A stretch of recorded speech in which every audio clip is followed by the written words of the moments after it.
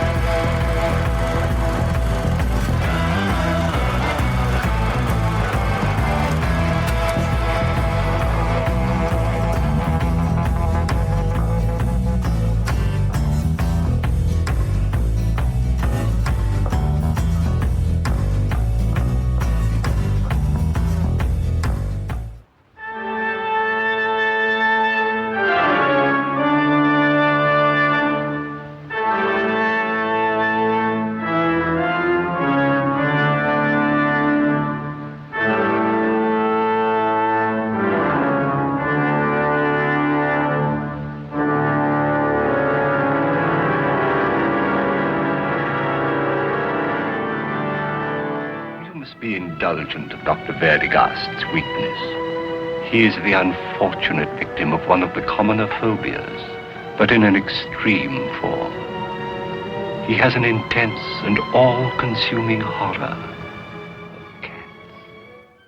Ancient books say that the black cat is the living embodiment of evil. And that evil enters into the nearest living thing. It is The black cat does not die. Those same books, if I am not mistaken, teach that the black cat is deathless. Deathless as evil. It is the origin of the common superstition of the cat with 9 lives.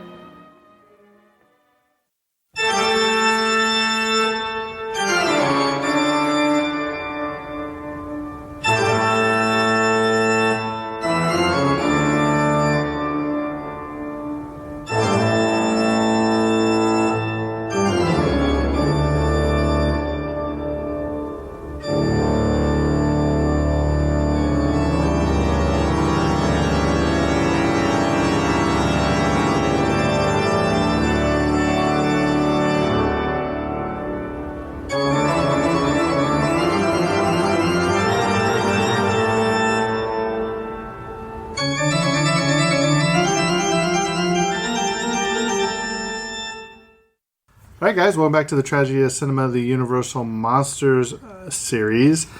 I'm your host Jimbo, and joined again by Kyle Zahner. Today, this is a very, very obscure, odd Universal Monster movie that's not really talked about because the monsters in this movie is more psychological, I guess. Yeah, less supernatural. Right, yeah. It's not really a creature per se. But it is the Black Cat. Really, really famous cast in this. Probably 2 of the greatest Universal Monster icon actors. If not the famous, easily. Right. Yeah. So, Kyle, let's go ahead and take this away. All right, we are starting with The Black Cat, released on May 7th of 1934. Was directed by Edgar G. Ulmer. Writers include Peter Ruick for the screenplay and Edgar G. Ulmer for the story. The story was also based on the original story by Edgar Allen Poe, also titled The Black Cat. Editor was also Ray Curtis. Going forward, we have the budget of $95,745. Going by inflation of today's value, that'd be close to $2 million. That's crazy. And inflation is insane. Next up, we have technical details. We have a runtime of 65 minutes. Short but good. Sound mix and mono, so 1 track only, from the Western Electric noiseless recording. Color info, this is a black and white film. The aspect ratio, this is a 1.37 by 1, also kind of known as a 4 by 3 aspect ratio, roughly. The film length is 7 reels long. The negative format was done in 35 millimeter. The process was spherical, and the printed format was 35 millimeters. Moving on to the awards, we have the 2019. It was nominated for the Best Restoration by the Rhonda Hatton Classic Horror Awards, which it won. Which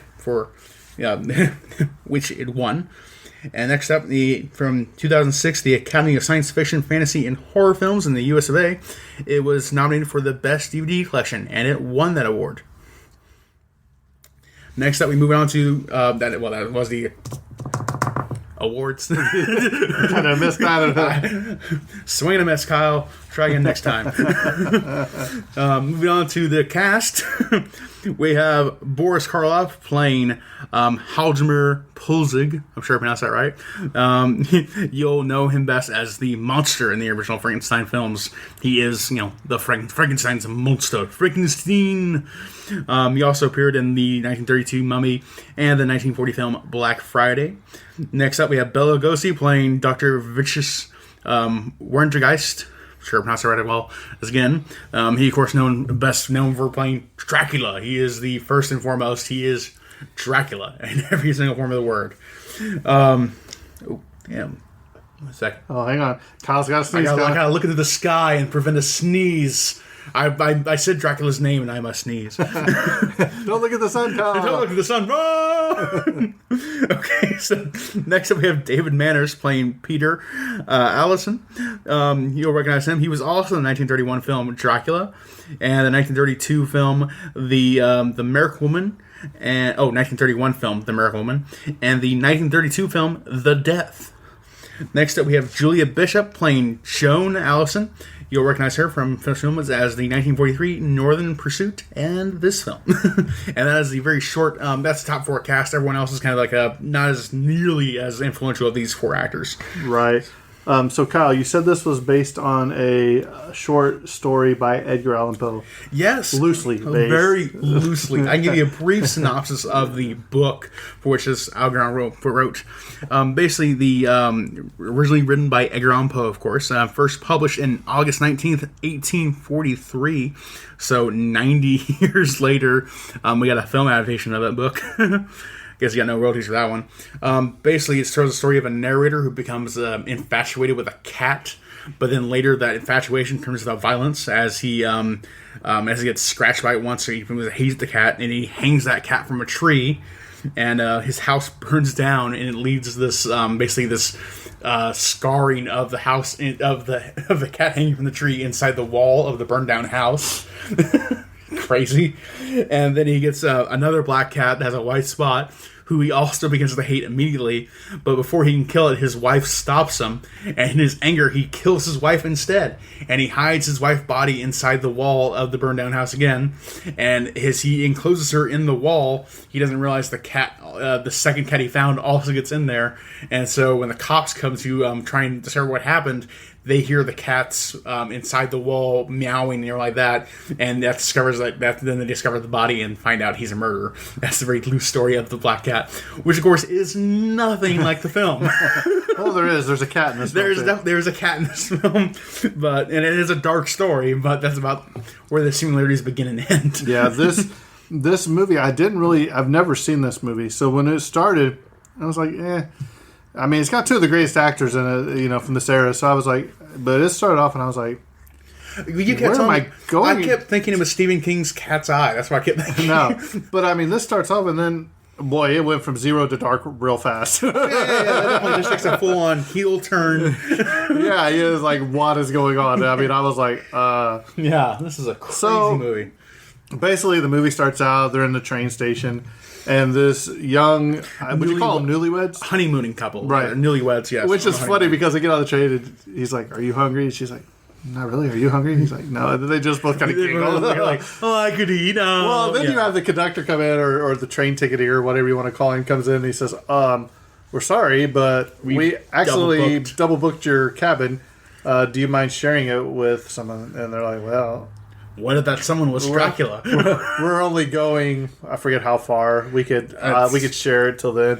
I can't remember the name of the place either. But And he's like, very well. So the inn turns around the corner, and if I wasn't watching another movie, I would have swore it was Dracula because it is Bela Lugosi, and he looks just dead up like Dracula. Nothing to change his look at all. Slick hair back. Might as well be the full costume itself. Yeah. He has that specific look. So they get in the train car. They start making small talk. Then his fiance the guy and the girl fall asleep basically, and you see. It was his name, Dr. Von der Sturt or something. Dr. Von der Sturt. Vistus Wendergast. Wendergast. So you see him lean over and he kind of puts rubs the lady's hair or whatever, you know what I mean? Yeah. And the guy wakes up, her husband wakes up, and he's like, basically, what are you doing? Yeah, like, why are you petting my girlfriend? My wife? And he's like, I'm sorry, but she has a distinct resemblance of my wife who died.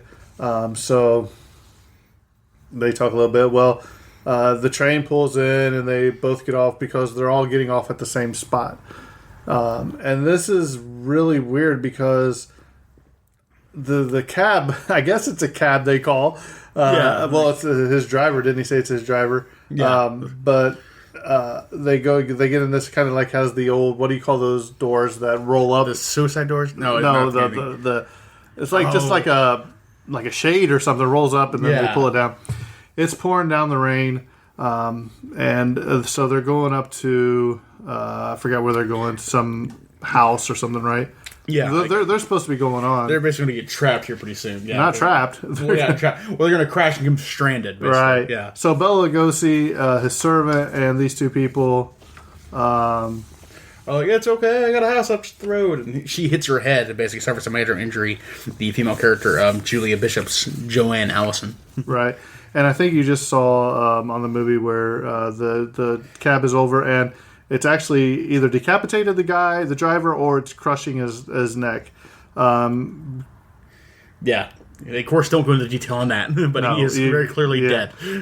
So this poor servant of Bela Lugosi just carries around this lady most of the movie. So they end up walking, and if you notice there, Kyle, where you see the house on the hill, all the crosses. Graves, So what is going on there? You don't know. It actually stated in the plot summary that it's the site of a bloody battlefield. So this is actually almost like a Okay. So bloody battlefield later turned to a cemetery, basically. So now Bela Lugosi and the newlywed couple and the servant have arrived at this really odd-looking house. Almost looks out of place. And the door opens. Fortress-like in a weird way. Yeah. Kind of remind me of Forbidden Planet a little bit. That's possible. Everyone was reusing props those days. So they come in and he's like, hey, what's Karloff's name in this? There's Wendergast, which is Lugosi. Yes, Hjalmar Polzig. I can't remember. Perzig. We'll probably just refer to him as Lugosi and Karloff because it's a lot easier. Frankenstein and Dracula. It's a lot easier to pronounce. So he's like, hey, you need to go tell the doctor, or Polzig, that, hey, we're here. He'll be expecting me. That a man was killed, and tell him, I'm here. This guy. Why do all the servants always look like Moe from the Three Stooges? It's just the way I don't know where the whole because we saw that Dracula's daughter looked just like Moe. You know what I mean? Yeah, the whole Gru thing of just everyone has to look like a. And for 19, what was this? 1934. I mean, they had some pretty good effects there. I mean, like that neon light. And I do think in my notes we talk about how this is one of the earliest movies, if not the first movie, to use a digital clock. Oh, that's really impressive. I never thought. And this is really cool too. I don't know if they were paying homage to Frankenstein here or the Mummy, but when the shadow off the wall and he stands up, it kind of looks like the stiffness in which he walks. Looks like either the Mummy or Frankenstein. There's a lot of good shadowing and lighting effects in this movie. The doctor's washing his hands. If you're watching this movie and you're like, I don't get it. I don't know what's going on. So the doctor, we'll call him the doctor, which is Lugosi. Dr. Dracula. He's Dr. D. Dr. D. Not Dr. Dre. Yeah. So He's actually, Be a very different film. putting bandages and sutures on her wounds. Her husband's very concerned. He's going to inject her with something you don't know what. Formaldehyde, probably. So he's like, that looks like that looks really painful. Ouch. Remember, I don't like folks? needles.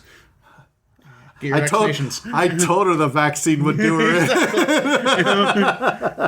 So Never trust Pfizer, and here comes Karloff in, and he just looks creepy. Yeah. And I was talking to Kyle about this, but something that a lot of people may not know is Karloff actually from a young age did have a lisp. And a stutter and a lisp. He got over the stuttering, but the lisp is still there. And if you watch this movie, it's very obvious at times. Very prevalent, yeah. But you know what, man? Them two on screen together is just something that you don't see a lot of today, where those characters have that kind of commanding presence on screen. You know what I mean? Oh yeah, because he's at he has the most square jaw in the world. Right. Yeah. And the dude, it's just Dracula, dude. I mean, it's still Dracula and Frankenstein having a meetup. He didn't even try to, change his hairstyle. It's the same slick back look, same suit. It's just if he had a cape, he would be Dracula. Yeah. But man, them two, I mean, they're just icons of the era. Yeah. So he's like, look, they had an accident. She's gonna sleep now, and Karloff, man, he's just a weird dude in this movie, and he gets weirder as it goes on, and we'll find out later why. So he's like, hey, get out of the room, So the lady's sleeping. Obviously, Karloff is infatuated with this lady. We don't know why yet, but so the one guy, he's just like, oh, we're on our honeymoon, and she's asleep already. That's pretty much what. So he's kissing her wedding ring and all that. So it just gets weird. Yeah, it starts weird, and then it keeps getting weirder. And here I am watching this movie, and I was like, because I just watched it last night, and I'm watching it, and I'm like, how is this even remotely a Universal monster movie? Why is it classified in the monster movie universe, or the Universal Monsters movie, like in the box set? And I'm like, I don't understand why. Just because they were the actors in the monster movies, maybe. It seems like there's the exception. Like it had enough of that cast of just like Universal Monster alumni. They're like, well, we're just throw this in too. It's still a horror movie to a degree, so right, and all that kind of stuff. Like especially during the ending where we have some of the more satanic parts. So you're gonna come to find out that look, Karloff's took the Dr. Lugosi's wife at some point. Yes.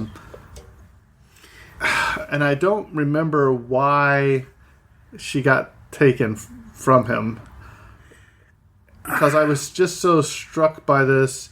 Basically, he's taken his wife. His wife is dead, and he took his daughter. In some way, he's like reincarnating a past love or something like that to a degree. I'm not sure how exactly it's supposed to go on. I found myself being very confused, and then and for my head, like I knew nothing about these characters going forward, so I thought, like, is this purely like, are they playing their Universal Monsters role? Is this somehow supposed to be Dracula and Frankenstein still? That's how confused I was from the start. Well, and the Doctor has been trying to chase down this guy for how long? He's chasing him all across the country, Budapest, Spain, and he's finally caught up with Karloff. So he's asking her, he's like, look, where's my wife? I know you took her. And he's like, look. He's like, Vitus, you are mad. And he's like, where is she? I know you have her. Where is she? Mm-hmm. And he's like, look. He's like, and then this time you have, what's the guy's name? Peter Allison. He walks in on them as they're having this intense conversation. So he's like, hey, we're just going to have a drink. You want to join us? So obviously there is some past tension between Karloff and Lugosi, and you're trying to figure out what's going on. All you know is that Karloff has taken Lugosi's wife, and he's trying to find out, hey, what'd you do with her? Where is she? What's she doing? So to not beat around a bush, we'll just go ahead and jump through this movie a lot quicker. I understand. Yep. So you come to find out that Bela Lugosi, for some reason, is afraid of cats. Yeah. It never said why. But a black cat walks in, and he just kind of does like the Dracula thing, like if he looked at a crucifix, he's like, oh no, Don't let it near me. But you come to find out that Purge Pol- Was it Black Polzig- Cuts? Okay, sorry. Go ahead. Yeah, no. The Polzig is an architect. He's got this house that he designed is really crazy, and you'll find out why later on. But they both have servants here. It's very interesting. So you find out that Lugosi is afraid of cats. Karloff is insane. Say the least. But we failed to mention that when Karloff first gets woken up by his servant, by the electric bell or light on the wall, he's laying next to a blonde-headed woman. Mm-hmm. And I'm thinking, this is... this is... I thought it was his wife. Yeah. And no, and it's not even Lugosi's wife. You come to find out later that... No, it's his daughter. It is Lugosi's daughter. Okay. Which he thought she had been dead or taken back from the day, too. So he thinks she's dead. Yeah, okay. Now I get this. All right, yeah. Yeah. So basically, the girl comes into the room. She's woken up. She's drugged. And this part I just didn't even know. I don't know what he put in that syringe or whatever, but she just walks in and she's just like staring off in a daze or whatever. Like, what's going on? What happened to me? Where's my horse? All those questions. Yeah. And she's like, she doesn't really say much, but then she goes directly over to, I believe it's Karloff, and says something crazy, or is it Lugosi? I think it's Lugosi. And she says something like, oh yeah, you're frightened, aren't you, doctor? And you're like, what? And I don't know if she said that because of the cat. Yeah. I don't know. I didn't understand this part. But anyway... So it comes down to the point where you see Karloff go down these stairs after everybody's... Well, basically, we'll set up the room situation. So the room situation is you have Karloff, Peter in one, then it's Lugosi in another one, and the rooms adjoin with the door. Like at hotel rooms, you see the adjoining door. room. And then on the other side of the Lugosi is Joan. Mm-hmm. So, and that door joins that, and... Lugosi opens up the one door to Peter and says, or I think it's Peter, Peter and says, hey, do you want to switch rooms because you'll be closer to Joan that way? Because Karloff is telling them who or which room you're going to be in. You'll be in this room, you'll be in this room, you'll be in this room. Obviously, Lugosi doesn't trust Karloff for nothing. Yeah. They clearly have some antagonism going on. Right. So they switch room, and then you see Karloff, I think this is the part where he goes downstairs, and you see all these... women in glass cases suspended in the air. Yeah. And I think they're his past wives or just people he's killed. Yeah, something like he's gone to the effort of preserving them in some kind of weird way. Are they still alive? Are they still dead? I don't know. Yeah. But it's very crazy. Mm-hmm. Very odd. Very odd. So then you see them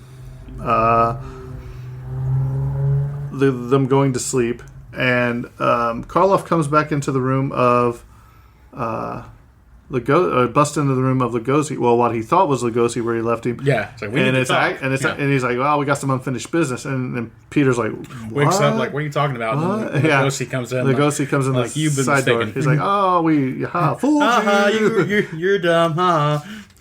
Right. Picking on Frankenstein. So mean. He's like, "Look, where's my wife? I want to know where my wife is, blah, blah, blah." And he's like, "Okay, you really want to know? I'll take you where she is." Mm-hmm. So he takes him down to this cellar-looking thing, and lo and behold, there she is, suspended, animated above whatever stuff do, and Lugosi doesn't believe it. He's like, "Look, I told you she was dead." And Lugosi basically falls back and shatters some sort of window, a glass something. I don't know, man. This house is really weird. Mm-hmm. Yeah, whoever designed it is crazy. Almost underworldly. So Karloff goes back to his room and gets in bed, and he says, like, he tells the lady that's in the bed, he said, "Look, I don't want you leaving this room tomorrow."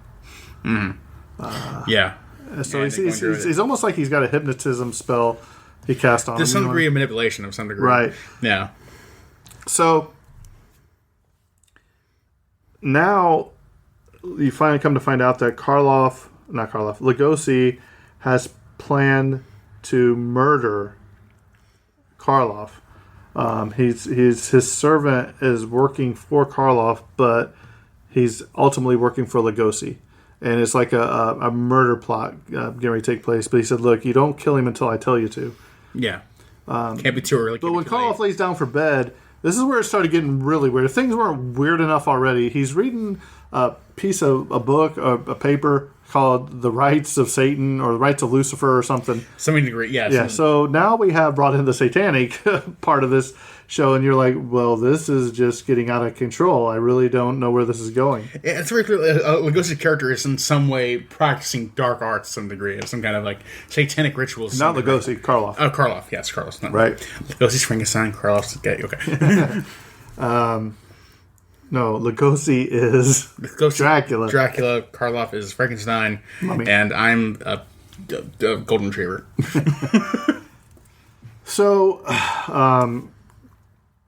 come to find out, as we go, we'll just get through this, move through this movie fast because it gets really crazy real quick, and it's hard to keep everything together. We're trying to parse all this through, anyways. And Jimbo's doing a better job than I am. I'm trying, but I'm going off memory. I've got it on the TV playing as we're talking about it, so it's still. At it too, like, yeah, that's seen all right. It's still back a little bit. Those are people walking around, yeah.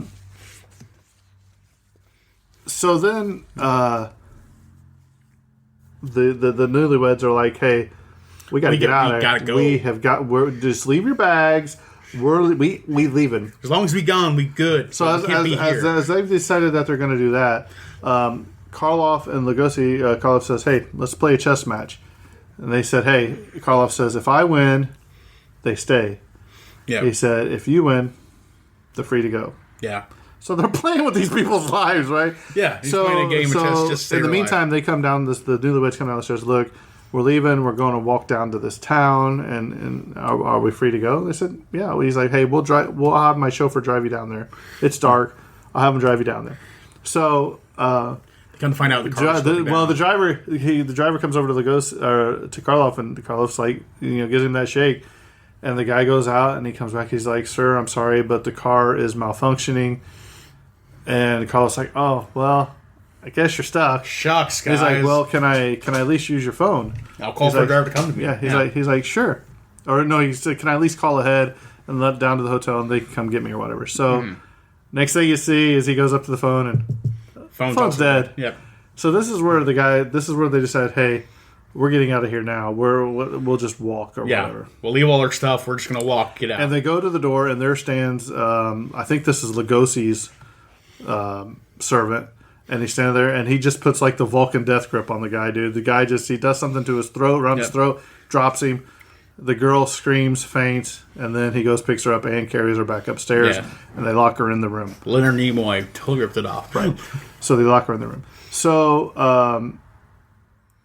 Lugosi and Karloff are still playing chess, and then Karloff, I think, goes over to the organ and he starts playing the da na na na na na na na, and while he's doing that, Lugosi takes the key, goes upstairs, unlocks it, and says, "Look," he says, "you are in grave danger. You will die if you do not get out of here." He's like, "Look, I've got my servant. He's going to kill him, but right now you just have to wait a little bit longer because he's gonna do it, but we can't do it yet because we got to have him trust us or whatever. Trust the process, right?" Yeah, he's like, just trust me. Mm-hmm. So he goes back, locks the door, and by the time he gets back downstairs, Karloff's standing there and he holds out his hand, knowing that busted, puts the key back in his hand. Mm-hmm. Well, during this point, we get the first shot of the digital clock right there. Yep. So during this point, as the lady is in the room, and they take Peter and they throw him in like this black dungeon. And what's really cool is like they turn the thing and like the room spins. So he goes and they lock him in there and the lights go out. So crazy house still. Yeah. So as the lady's in the room, the side door opens and in walks a cat. And you're like, what? And then here comes the lady that was in bed with Karloff. Yeah. Right. That's the bride of Frankenstein. No. Yeah. So you come to find out that this is actually Bela Lugosi's daughter, who he has been looking for he thought she was dead. For like 15 years. Yeah, he's been looking for his mom. Yeah. At this time, Karloff walks in, and he is not happy. Yeah. And he basically tells her to get, points, goes back to the room, and then she starts screaming and crying and all that stuff. So accusing like our senior daughter, all those you don't know what's happening or whatever. So at this point, I'm trying to remember now. I think this is where Karloff starts setting up the ritual. Yeah. Trying to figure out right here. Trying to get my details going. So he's just so creepy, man. He looks great. I know, he looks like it serves the film well, but also it's just like, this is disturbing. Yeah. Yeah. Yeah, so we're going to so this they go back to playing the game, right? The chess game? Yeah, they go back, and then he goes checkmate. Mm-hmm. I think that's when he goes back upstairs and tells, and that's where he finds the lady. Now, at this, what happens right after that? Is this where he's setting up the ritual? Yeah, they snatch Joan from the sacrificial altar, carry her to the catacombs to meet the house, right? Right. I mean, they're going to, but she's like, let me go. She's screaming, and they got all the people down. There's like a bunch of people that showed up out of nowhere down in this alt area, and Karloff's like, in his full robes. Everybody's pulling up their robes and everything. Yeah. Lugosi's down there, and both the servants are down there, and this is where everyone trying to enter their kind of like get it done, and at the last moment, that's where the But what happens? What happens to where the commotion is made to where they can grab her off the altar? Do you remember? It's like a female acolyte, I believe. One of the parts of the scenes, like, sees something that makes her causes her to scream and faint. I can't remember what. Maybe it was a black cat or something.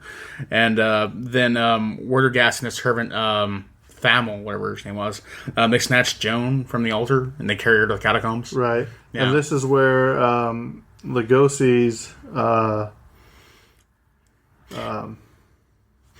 servant shoots, Karloff's assistant shoots Lugosi's servant, but Lugosi's servant goes over there and stabs him or chokes him out or something. Just punches him basically downwards. Yeah. So by Joan is done, passed out again from the altar scene. So Lugosi's trying to wake her up, and he's like, "Hey, where, are you okay? Look, you got to trust me. You're in danger. You got to get out of here. This is and he's like, but what about Karen, which I think was his daughter's name? He's like, what do you mean Karen's been dead? He's like, no, she's here. She's here in this house. And he's like, what do you mean? She's like, I'm telling you, she came to my room and I saw her. Yeah. And he's like, so he goes over to the other servant. He's like, where is she? Tell me where she's at. And he just kind of like points his finger or something. And you come to find out that Lugosi sees her and she's dead. Yeah. Like laying on the table. So now he's going into full psycho mode. This is where it gets very, very interesting because Peter has finally escaped, ends up shooting. Attack shoots him. Yeah. Mistakes. So he mistakes Werdergast attempting to help Joanne. No, not yet. But I'm talking about. I think he goes around that room, and I think he chokes out the other servant again to get escape, and he grabs the gun. Right? Yes. That's okay. Right. So now Lugosi comes back in, and there's a big struggle between Lugosi and Karloff.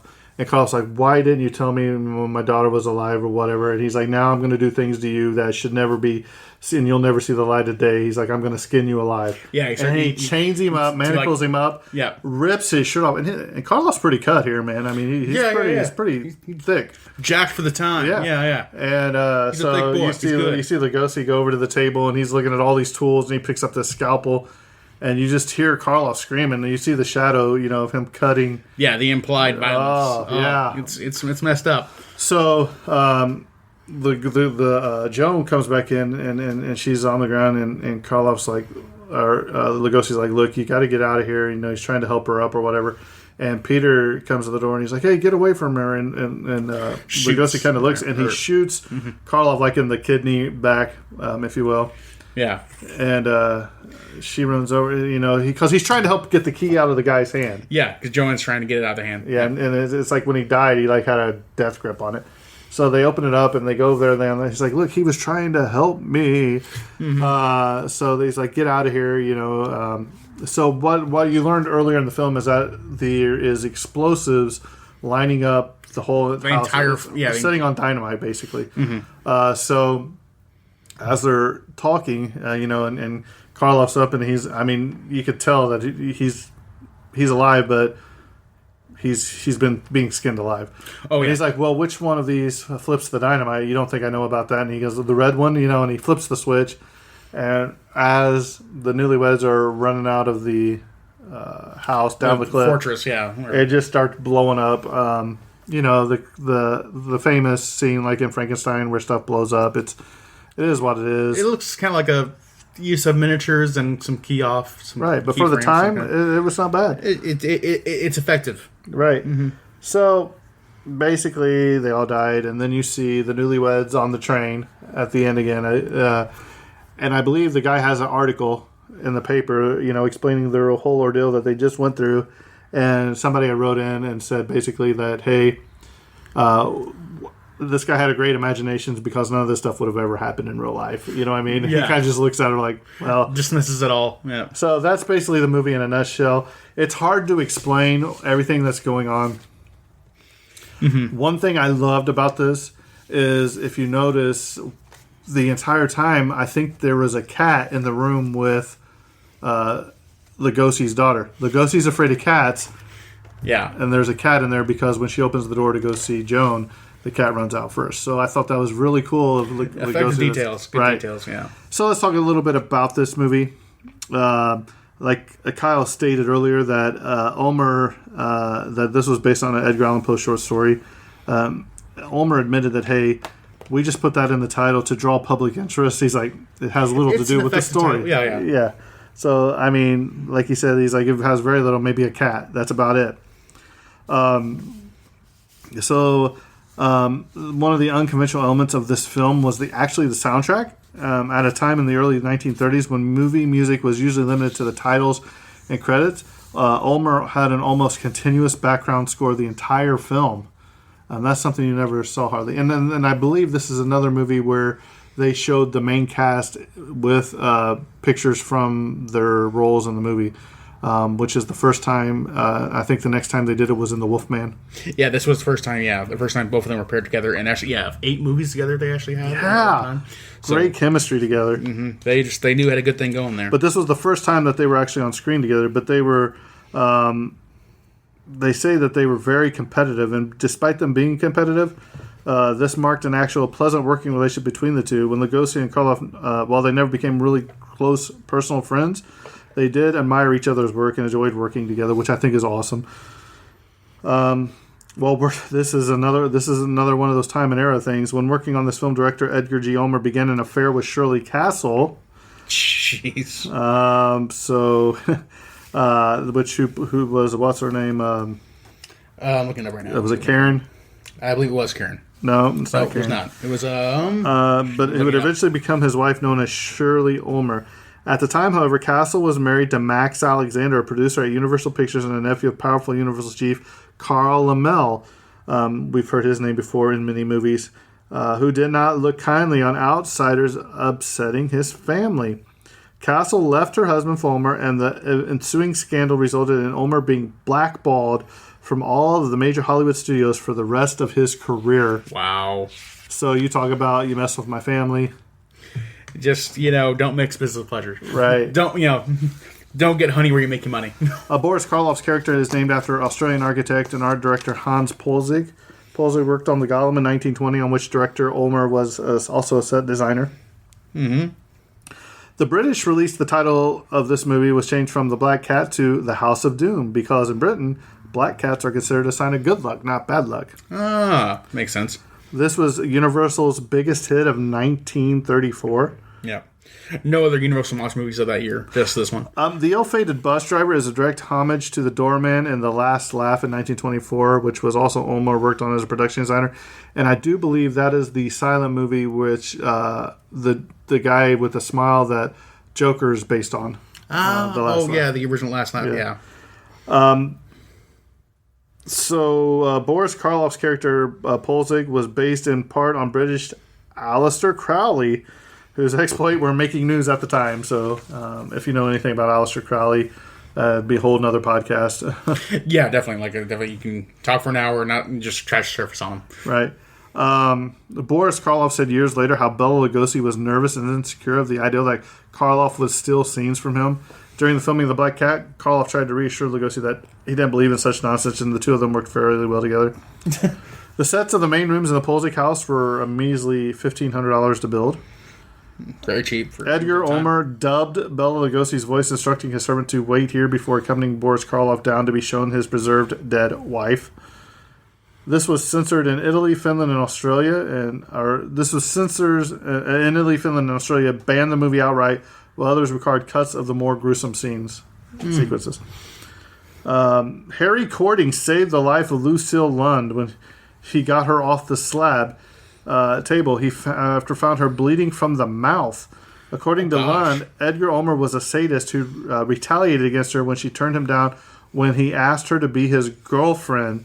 He also left her hanging in the glass case by her special canvas panties equipped with wires when they all went to lunch.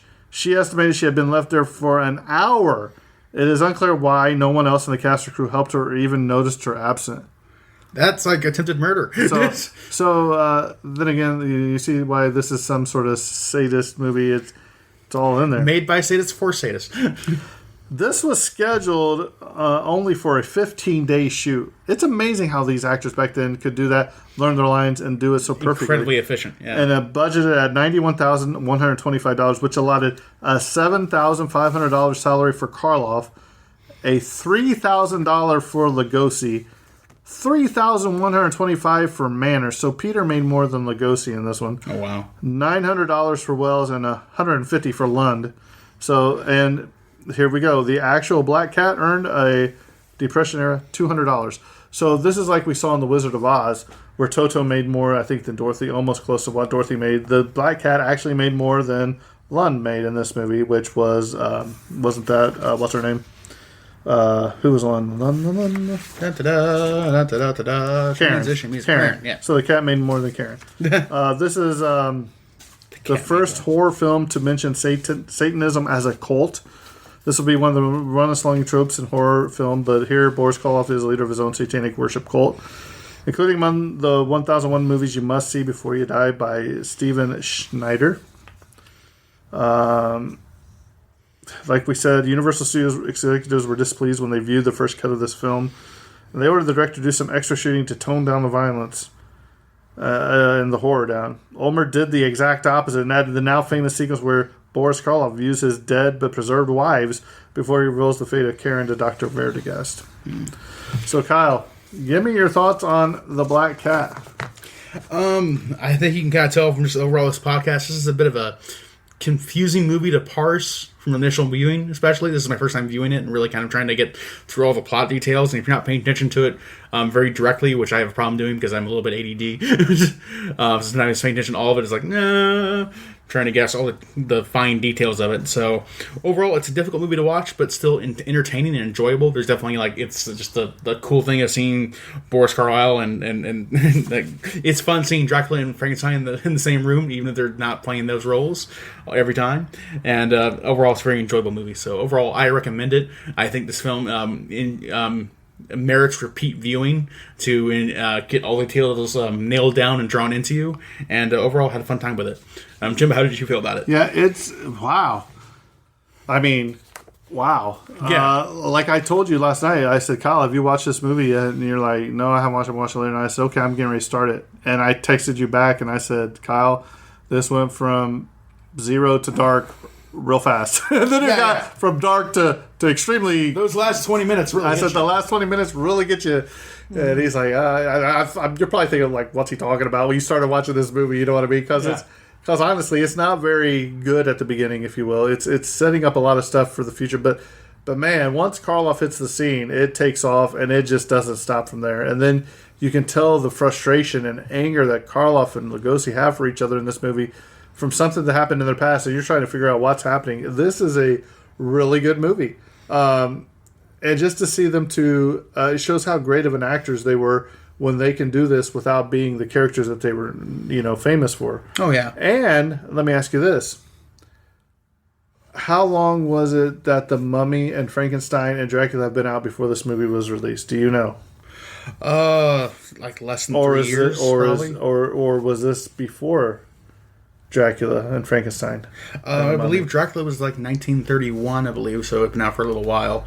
Mummy, I believe, same time, like 1930. So I believe it's like it had been about 3 to 4 years of like most of these characters being established already. But this is the first film they actually brought these actors together. And that's crazy, man. Because, and I'm sure they worked together on like Frankenstein meets Dracula or something. I think something like that. Yeah, which I want to cover eventually, but. Down the road, definitely. Oh, these two together, it doesn't get much better than these two together. They have fantastic chemistry. They really do. And I'm telling you, anytime I see Lugosi, it's Dracula. You see him sitting there playing chess, and it just screams Dracula to me. He couldn't be anything else. Right. Karloff, he can play a lot of different characters because he's very subtle and subdued in the way that like lends him well to playing Frankenstein, but also lends him well to playing like. But I mean, even when he was playing, I forgot the mummy's name. Amon-Ra or whoever he played. You got it, Amon-Ra. Yeah, when he was playing him, he looked different. I mean, he looks different, but Lugosi looks the same as far as hair, suit, everything. But to me, he's the best Dracula. Plays it perfectly. He's a definitive Dracula, right? And Lugosi's just really good, and Karloff's just really good, pretty much in any movie he's ever been in. Agreed. So for me, it's a definitely give it a shot. Just don't give up on it at the beginning. If you think it's not getting any better, it feels misguided, but it's not. It just takes off to a whole new direction, and the outcome is well worth it. And this is one that they could remake today, and I would be pleasantly surprised to see it. All for it, definitely. Just because I think some of the stuff and special effects you could do, I'm sure they'd probably take the skinning the guy at the end pretty different direction. As far as graphic. It doesn't necessarily. It still doesn't have to be a graphic film, but like the commentary of having aristocrats basically taking a small honeymoon family into a house and torturing them, or like taking them for a weird satanic ritual. Like those are a lot of stories today that like kind of reference like kind of like the Wicker Man. Yeah, kind of a Wicker Man thing. Like just like or evil like in general like. Cultist aristocrats are kind of like in vogue right now, like how Jordan Peele movies kind of work, of like Get Out and like films like that, or even like They Live, which we covered before, kind of the idea of like a secret kind of world of like these rich people basically torturing common people and like we just under the surface basically. So it's in vogue. And like I said, me and Kyle probably barely touched the surface of the plot of this movie, just because there's so much going on underneath and around the characters. Like we didn't even mention that the police come and they're inquiring about the accident that happened. Yeah. So definitely give it a shot and let us know what you think of it once you watch it. And I'd like to hear people's thoughts on how is this rated as a Universal monster movie when there's no monsters per se in it. Just the actors, yeah. Well, I guess you could call Karloff a monster from some of the stuff that he did. Yeah. Or in general, imagine that for the time you could say like a person practicing satanic rituals, that's enough to be a monster. That's what I'm saying, right? Yeah, that's what I think they're kind of saying, right? So, very good movie. I recommend it. It's very, very great to see these two great actors on screen together. So, well, Kyle, I think this episode's coming to a close, and that's a wrap. And cut.